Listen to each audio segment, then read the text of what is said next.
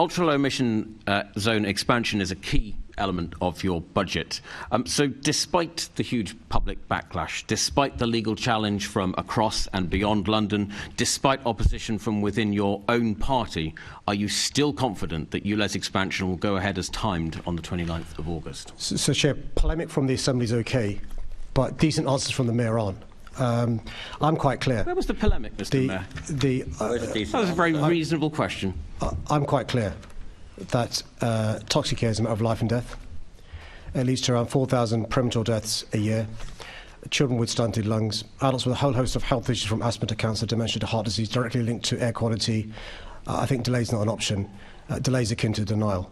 So that's yes, you are confident that it will go ahead as planned on the 29th of August. Is that correct? I'm confident that we'll be expanding ULEZ at the end of August, and I'm also confident that we'll see further progress in relation to cleaning up our air. There's 5 million Londoners currently missing out to have the same benefits the 4 million Londoners received with the ULEZ Central and Inner London expansion. Well, let's perhaps explore some of the opposition. So several London Labour MPs have now called on you to pause or delay the rollout of ULEZ expansion, including Seema Malhotra, Shadow Business Minister, and an MP from within my constituency, who said that it would have a disproportionate impact on low-income Londoners and small businesses. Federation of Small Business Research previously showed that 18% of small businesses affected by ULEZ expansion say they will have to close. What does your research show about the impact ULEZ expansion will have on small businesses in London? Well, the report that was published in November set out the impact assessment undertaken. I've got the report with me, but it's more than 100 pages. And that report set out not simply the responses to the consultation, but also the impact in relation to this. I'd make this point.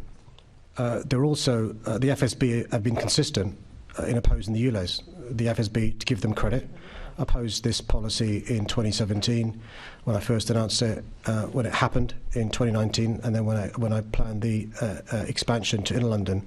So I don't criticise them for being consistent. At least they're honest. I just wish others were honest about their opposition to clean air as well. Maybe I rephrase the question. How many small businesses in London will close as a result of your policy to expand the ULEZ? Well, I think we've got to be careful about speculation, because the same people that speculated pubs would close when you banned smoking in public places in 2006 are proved wrong.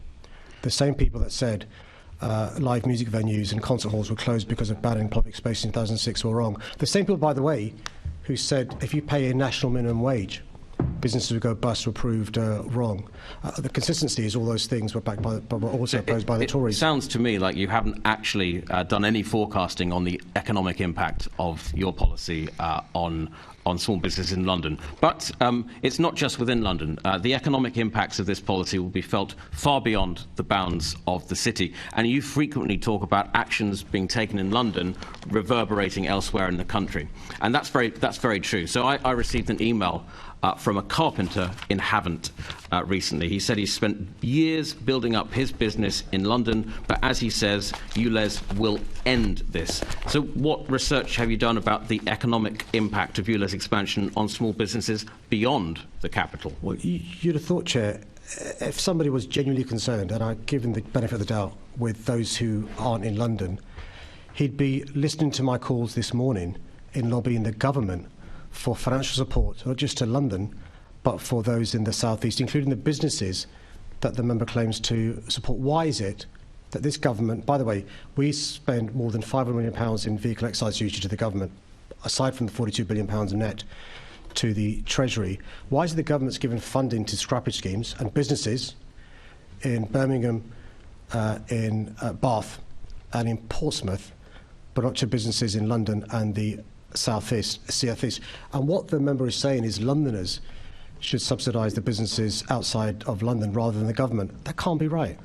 You said earlier that national government should be our first port of call. Well, actually, no, my first port of call is you, Mr. Mayor. This is your policy. The economic consequences will be as a result of that. I think ULEZ expansion will have a devastating impact on low-income Londoners, on small businesses in outer London and beyond. Given the huge cross-party public concern around your expansion plans, given the request to delay this scheme from your own MPs, will you finally listen to Londoners and cancel these damaging plans? Well, it's quite clear that this member of the Conservatives in City Hall chooses the small business person who writes to him from Havant rather than the families of the 4,000 people dying prematurely in London. It's clear that rather than speaking for the adults with a whole host of health issues and the families of the children with stunted lungs, he speaks for vested interests and fossil fuel groups. I'm quite clear on whose side I am on this issue, as I've been on other public health issues, from smoking in public spaces in 2006 to banning the adverts of foods high in fats, sugar and salt in 2019, to introducing the ULEZ when I first did so in the face of opposition from the Conservatives and others, all phases of ULEZ. I'm quite clear it's the right thing to do to improve the quality of air in London. Well, to paraphrase your earlier comment, Londoners hate this policy and you don't care. Back to you, Chair. Sounded better in your head, didn't it?